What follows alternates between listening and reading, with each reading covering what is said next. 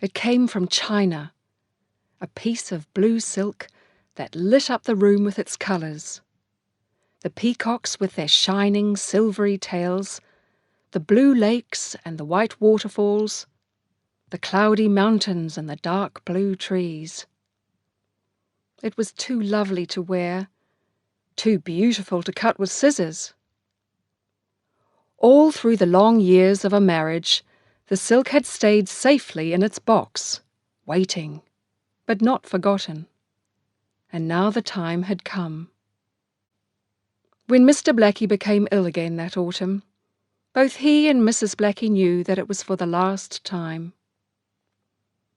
For many weeks, neither spoke of it, but the understanding was in their eyes as they watched each other through the days and nights. It was a look seen in the faces of the old and the very young, neither sad nor hopeless, just a quiet understanding. They accepted what was coming. It showed in other ways too. There were no more cross words from Mrs. Blackie about her lazy old husband. Instead, she took care of him day and night.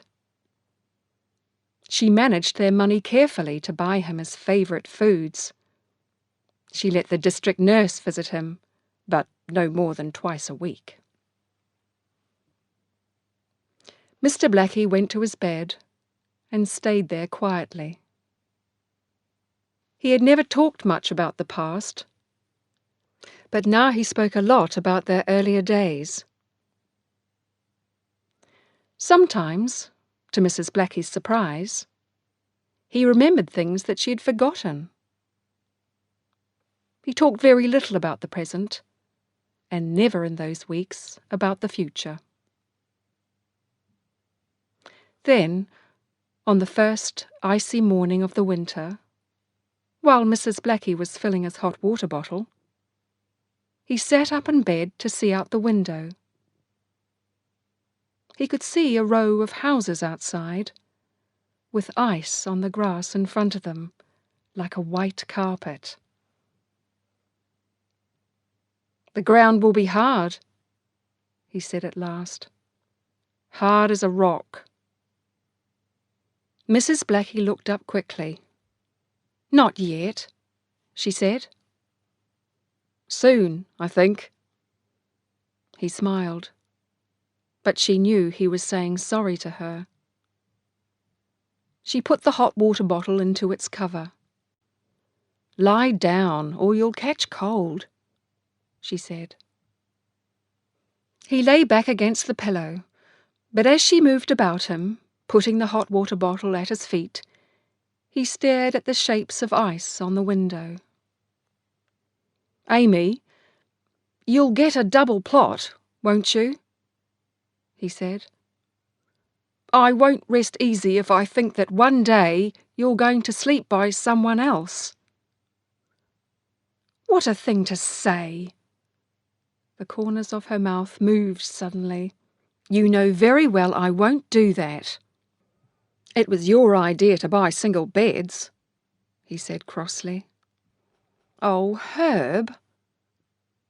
She looked at the window, away again. "We'll have a double plot."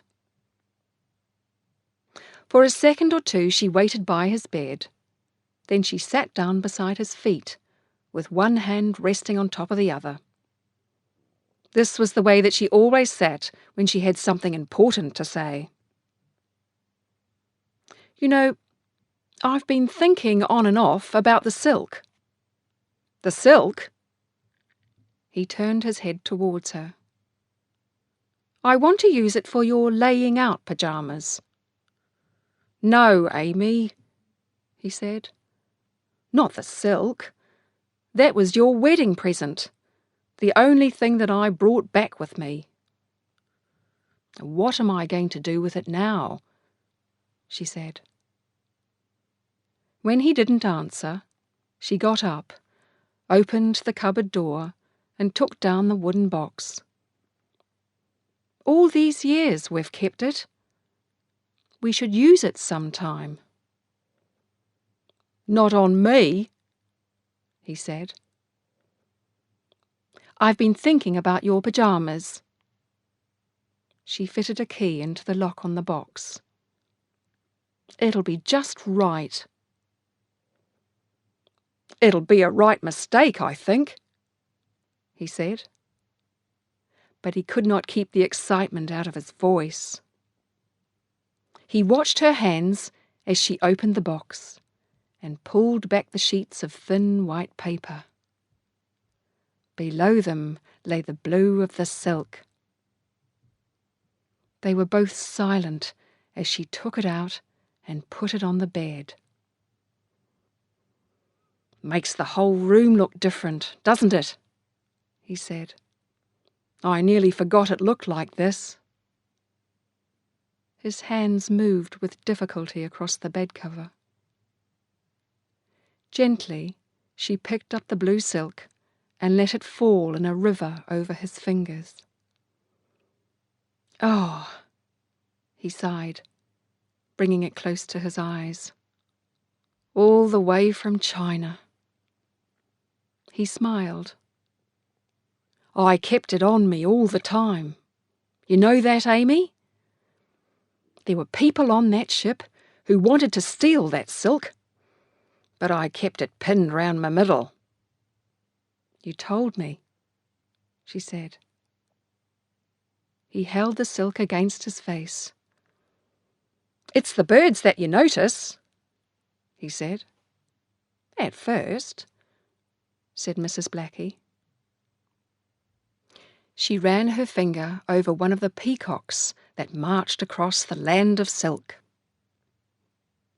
They were beautiful birds, shining blue, with silver threads in their tails.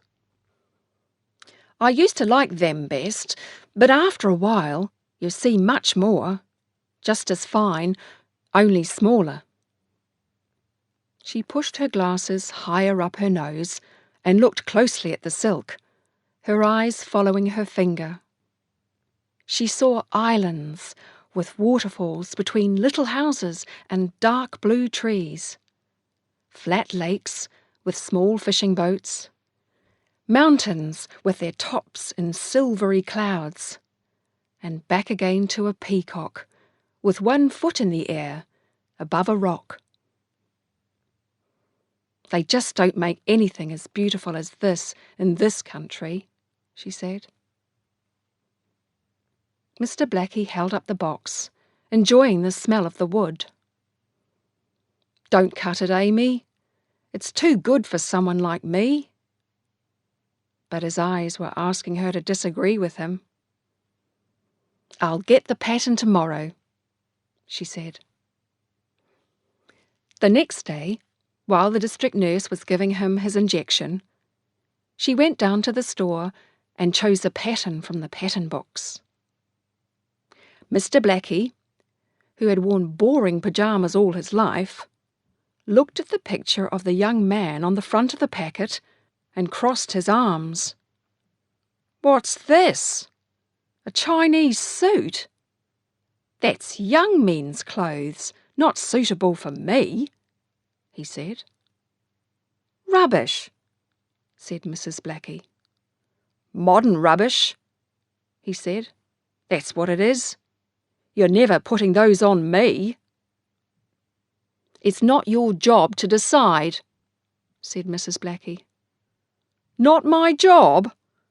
I'll get up and fight. You wait and see. All right, Herb, if you really don't like it. But now he had won, he was happy. Oh, go on, Amy. It's not such a bad idea. In fact, I think they're fine. It's that nurse, you see. The injection hurt.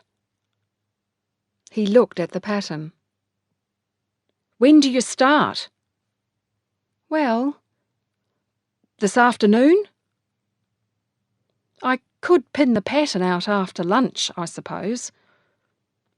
Do it in here, he said.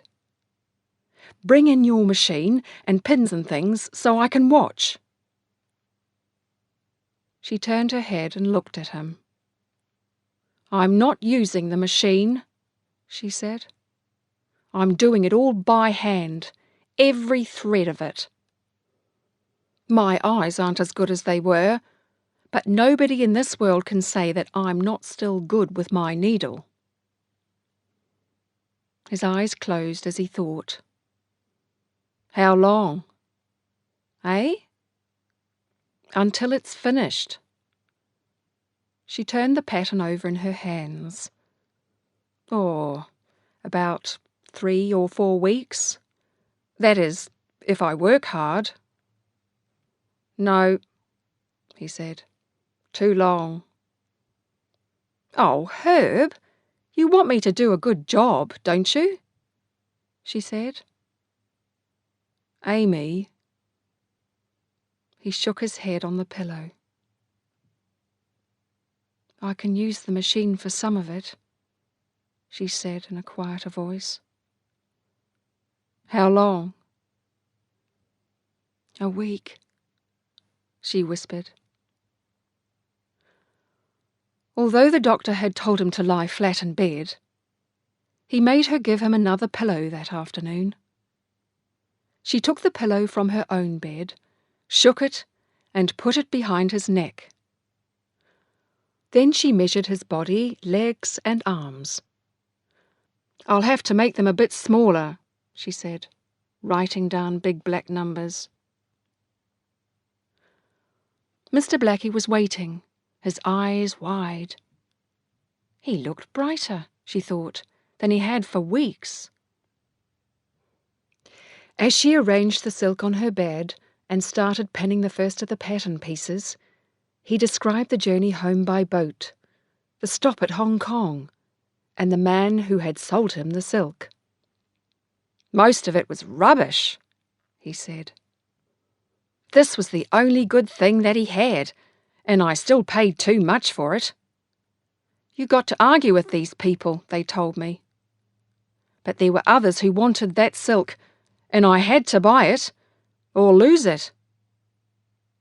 He looked at her hands. "What are you doing now? You just put that bit down."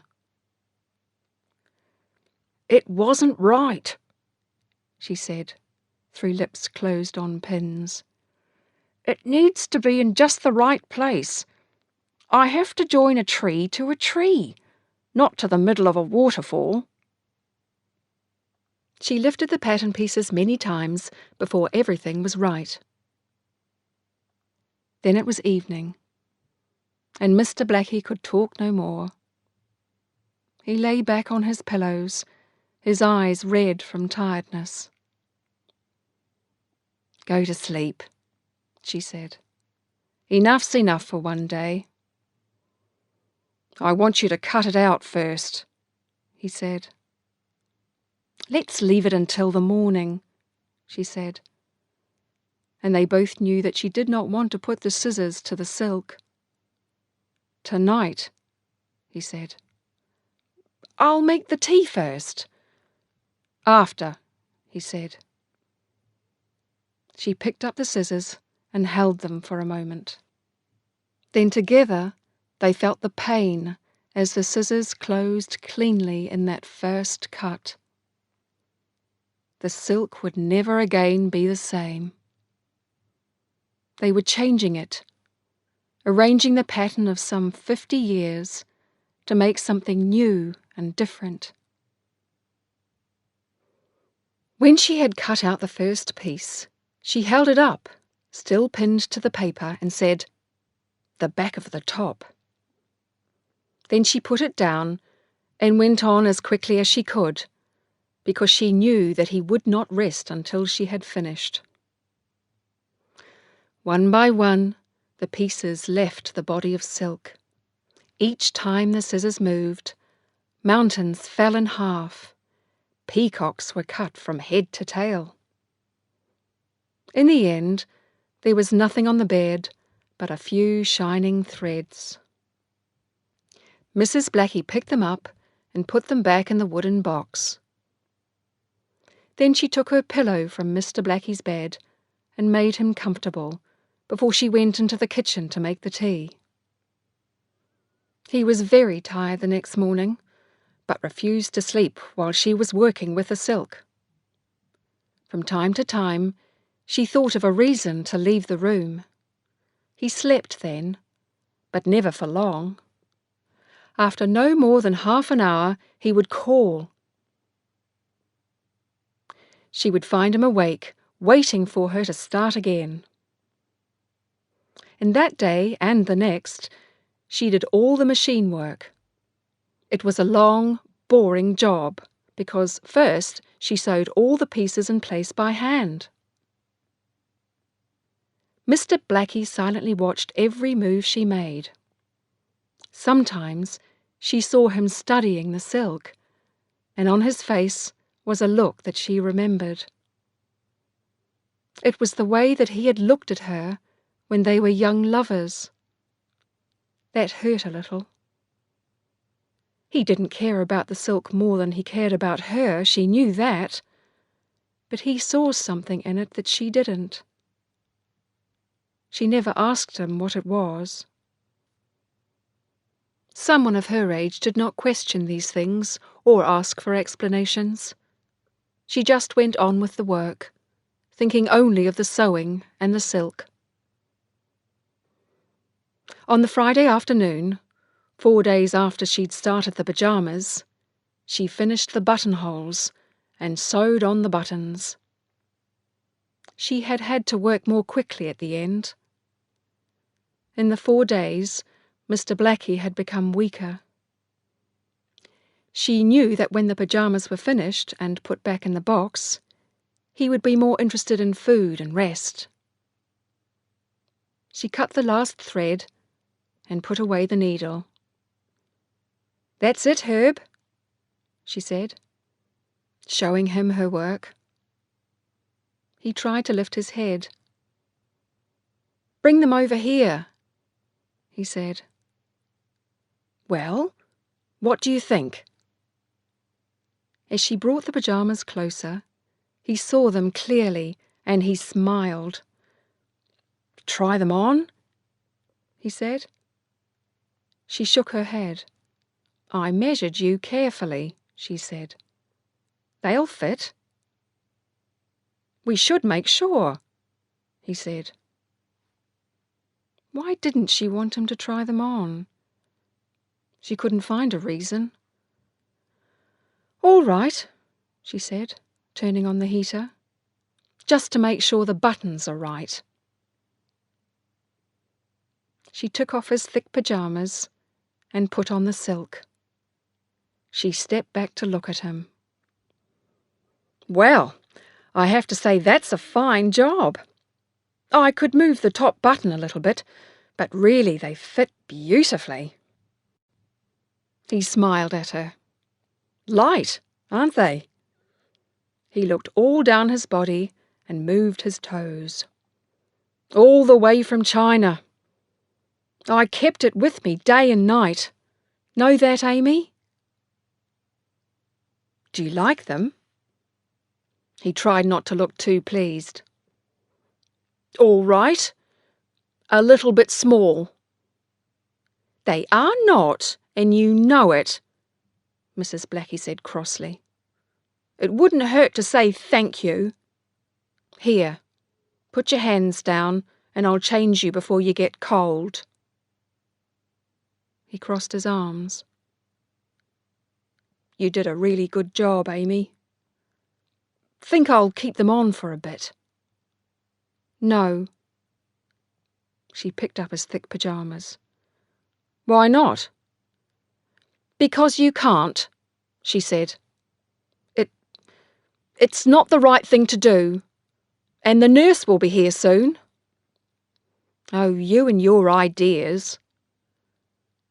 He was too weak to stop her. But as she changed him, he still could not take his eyes away from the silk.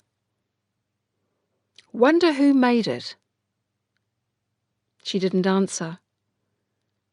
But a picture came to her of a Chinese woman sitting at a machine making silk. She was dressed in beautiful Eastern clothes, and although she had Eastern eyes, she looked like Mrs. Blackie. "Do you think there are places like that?" Mr. Blackie asked.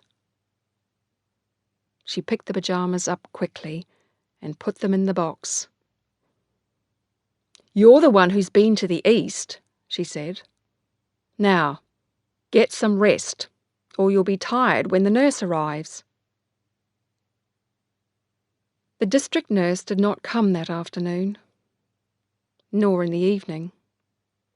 It was 3:30 the next morning when Mrs. Blackie heard the nurse's footsteps and the doctor's outside the house. She was in the kitchen, waiting. She sat with straight back and dry eyes, with one hand resting on top of the other. "Mrs. Blackie, I'm sorry." She didn't answer and turned to the doctor. "He didn't say goodbye," she said, her voice angry. "Just before I phoned. His hand was over the side of the bed. I touched it. It was cold." The doctor nodded. "No sound of any kind," she said. "He was fine last night." Again the doctor nodded. He put his hand on her shoulder for a moment, then went into the bedroom. A minute later he returned, closing his bag, speaking kindly. Mrs. Blackie sat still, hearing words. Peacefully, brave. The words dropped onto her. They didn't seem to mean anything. "He didn't say goodbye." She shook her head. "Not a word." "But look, Mrs. Blackie," the nurse said gently. "It was going to happen. You know that. He was—" "I know. I know." She turned away crossly. Why didn't they understand? "I just wanted him to say goodbye. That's all." The doctor offered her something to help her sleep, but she pushed it away. And she refused the cup of tea that the district nurse put in front of her. When they picked up their bags and went towards the bedroom, she followed them. "In a few minutes," the doctor said, "if you'll leave us." "I'm getting his pyjamas," she said. "I need to change a button. I can do it now." When she entered the room, she looked at Mr. Blackie's bed and saw that the doctor had pulled up the sheet. Quickly, she lifted the wooden box, took a needle, thread, scissors, her glasses, and went back to the kitchen. Through the door, she heard the nurse's voice. Poor old thing. And she knew that they were not talking about her. She sat down at the table to thread the needle. Her eyes were clear, but for a long time her hands refused to obey her. At last, her needle and thread ready, she opened the wooden box. The beauty of the silk always surprised her.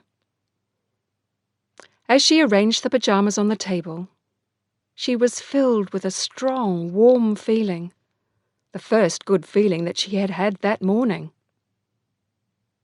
The silk was real. The light above the table filled everything with life. Trees moved above the water, peacocks danced with white fire in their tails, and the little bridges. Mrs. Blackie took off her glasses, cleaned them, put them on again. She sat down and touched one bridge with her finger, then another, and another. She turned over the pyjama coat and looked carefully at the back. It was there, on every bridge. Something she hadn't noticed before. She got up and fetched her magnifying glass. As the bridge and the pattern on the silk grew, the little group of threads, which had been no bigger than a grain of rice, became a man. Mrs. Blackie forgot about the button and the quiet voices in the bedroom. She brought the magnifying glass nearer her eyes. It was a man, and he was standing with one arm held out on the highest part of the bridge between two islands. Mrs. Blackie studied him for a long time. Then she sat up and smiled. Yes, he was waving. Or perhaps, she thought, he was calling her to join him.